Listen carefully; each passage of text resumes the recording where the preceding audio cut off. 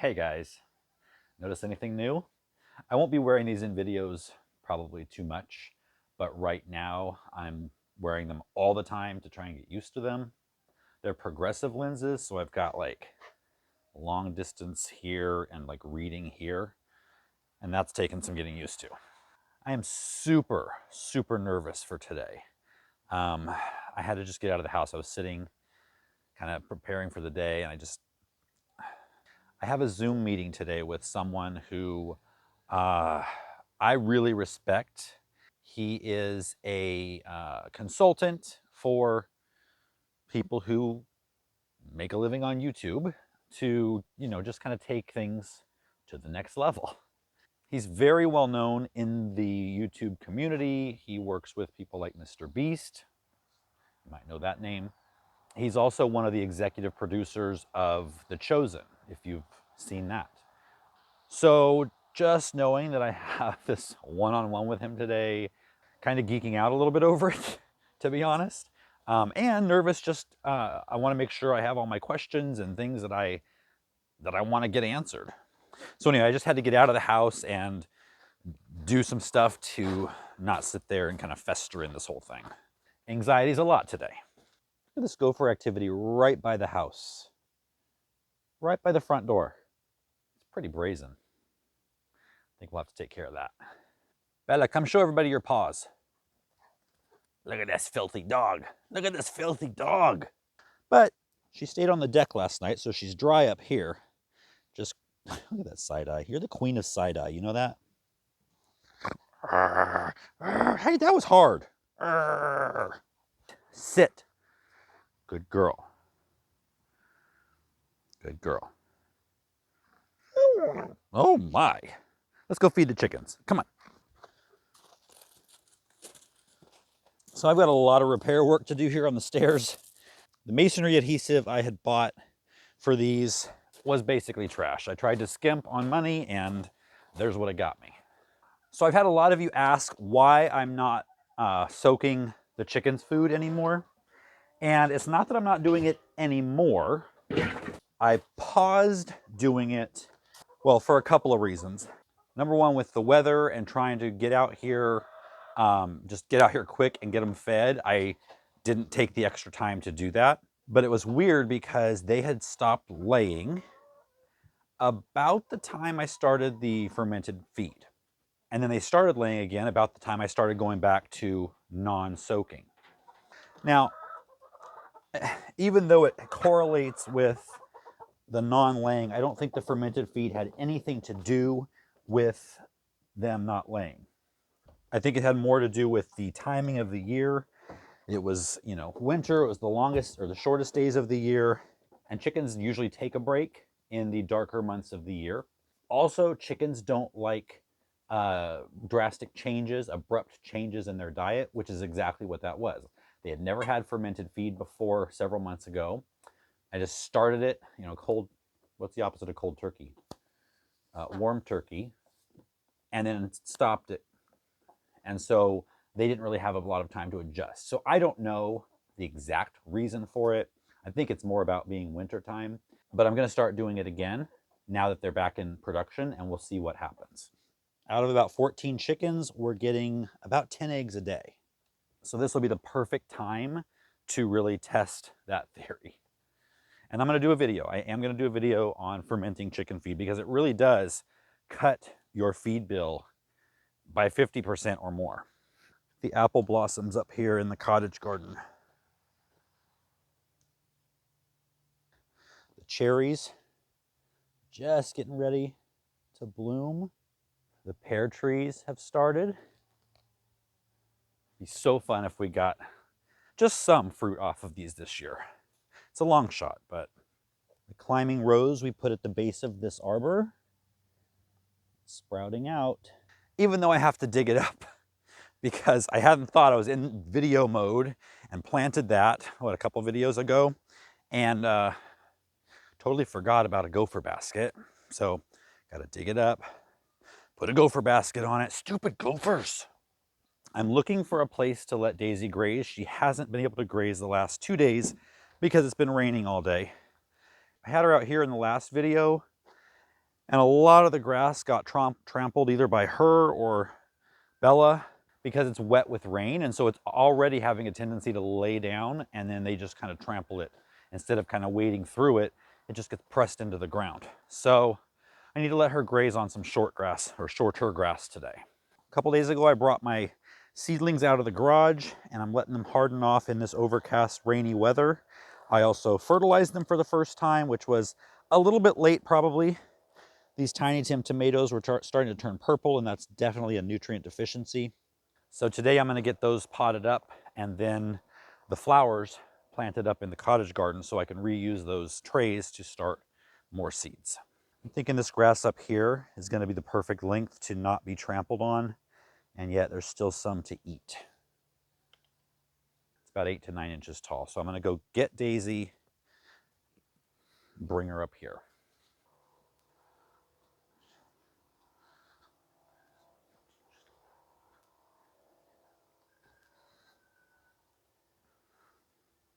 Hi, Daisy. I know you're not happy. I know you're kind of annoyed. Yesterday morning we left for church, and generally that's the time that we let her out to graze. And so as we drove down the driveway to leave, she just had this like death stare, like, why are you leaving without putting me out? Now I've teased her. I forgot I got to go get the lead from where I have it tied up from the other day.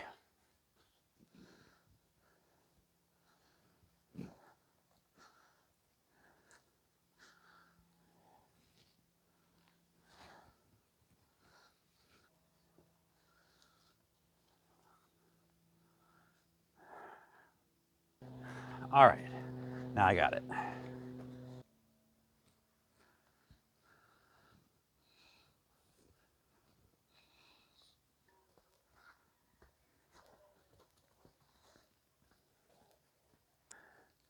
She's losing her winter coat already. All of her fluff.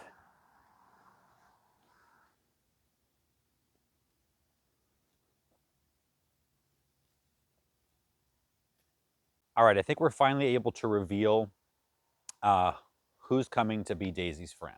These glasses, honestly. If there's any little smudge at all, that's exactly where my eye goes to focus, and I can't see anything else. So when we picked up Bella, the farm that we picked her up at, they had some sheep. I know, so many of you guessed sheep. If you did, you're right. And Daisy's breeder at that time said in a few months, if you were looking for sheep, some of these might be available. Now, we've talked about why we don't want goats here right now. They are just way too difficult, especially escape-wise. I don't want to have to fortify any more fences right now. However, Daisy needs some companionship. She does not need another cow, contrary to popular belief. And in a year or so, she's going to have her calf here to be a companion, a bovine companion. She hasn't shown any signs of being lonely or distressed. In fact, quite the opposite. She shows all the signs of being very content. But for me and for you guys, I know that, you'd love to see some companions down there. But Bella has not worked out that way, even though right now they are together.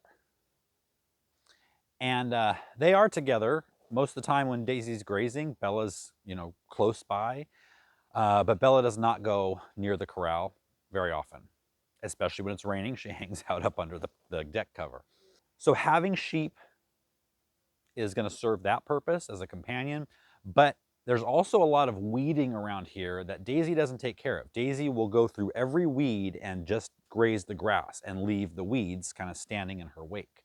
And so the sheep are going to be able to come through and take care of that. Plus, we don't have a lot of parasite issues here, but if you do, running sheep with cattle, that helps with the parasite issue. Something about, I don't have all the studying in my brain, but I have seen it and I've heard it told.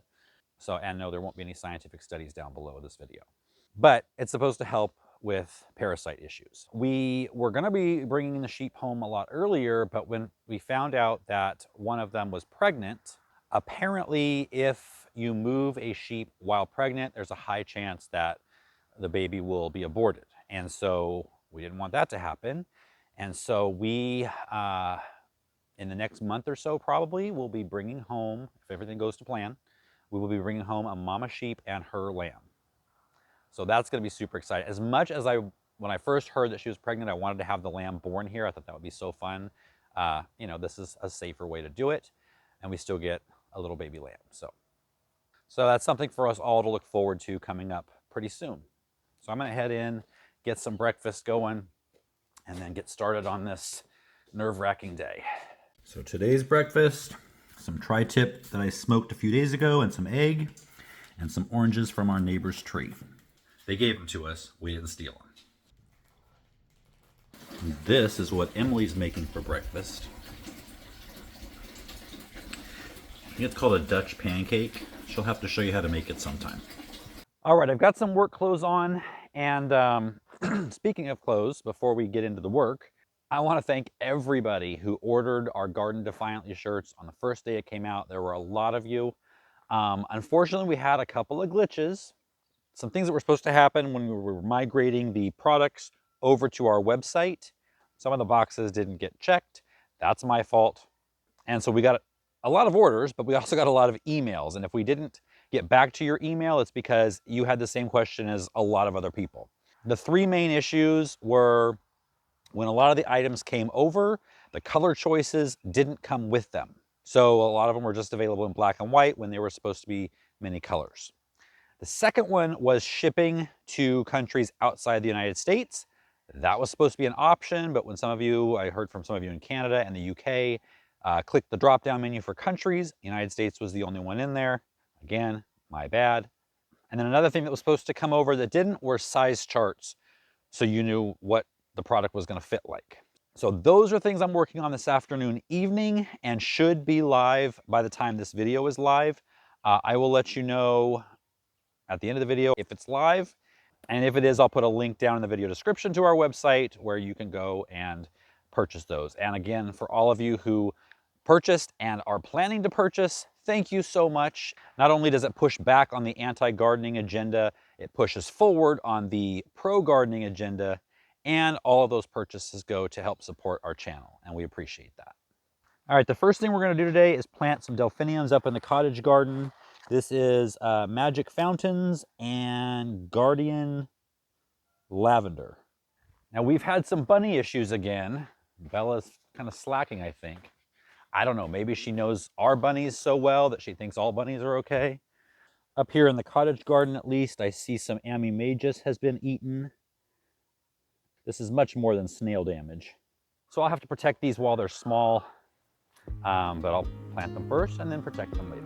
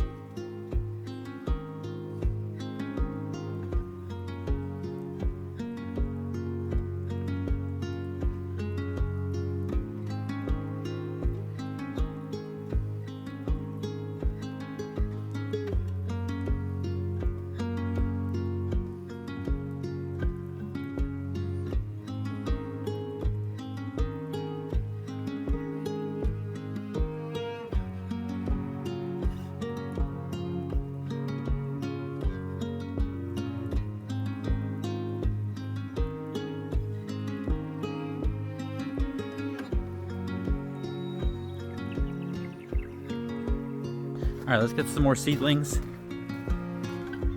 So we've got some foxglove Dalmatian peach and a few verbena S white. I'll have to look up what the S means. And then we've got a bunch of snapdragons. Snapdragon, Madam Butterfly Bronze White, Costa Summer Lavender, Cherry Bronze, Berry Blend. Oh, this is all Berry Blend.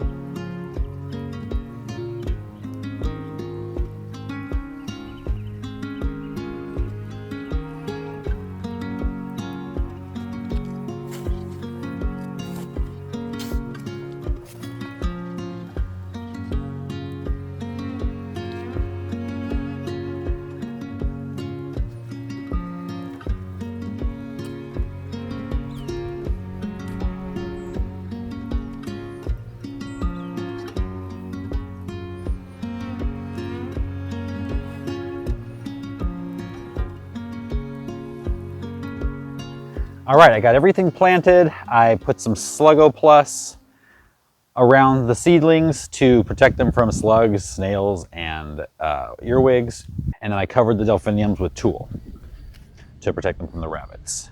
The last thing I'm gonna do today before my meeting is get in here and clean up these tropicals. All danger of frost is past now. With tropicals, you wanna do that.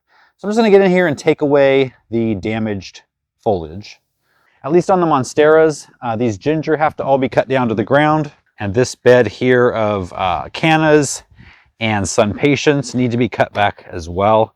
And I just noticed that we've had quite a bit of digging in here. So somebody is going to be in trouble. This plant is almost completely dug up out of the ground, and these cannas are almost all dug up.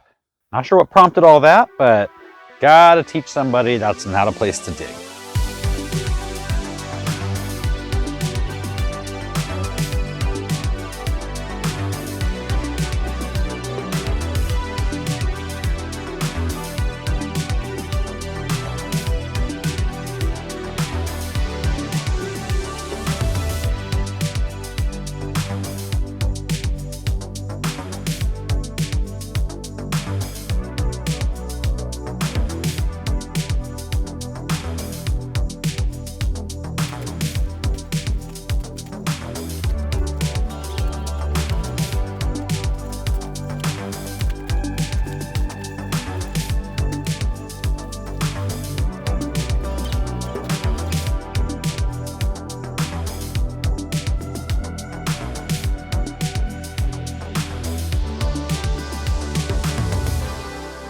All right, looks nice.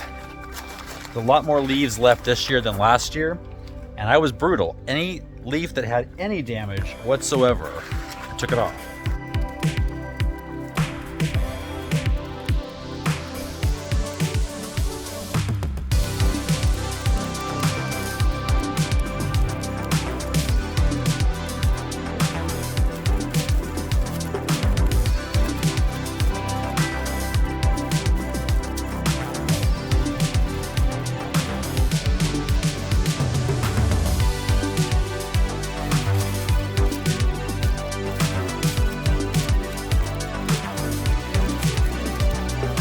All I have time for today. I'm gonna have to get in here and sort this mess out because we've got verbena and cannas and I forget what this is called, elephant foot plant or something, and then a bunch of Bella's mess. So that'll be taken care of a different day. Now the actual plan for this is, out here we're gonna have a lot of tropical beds.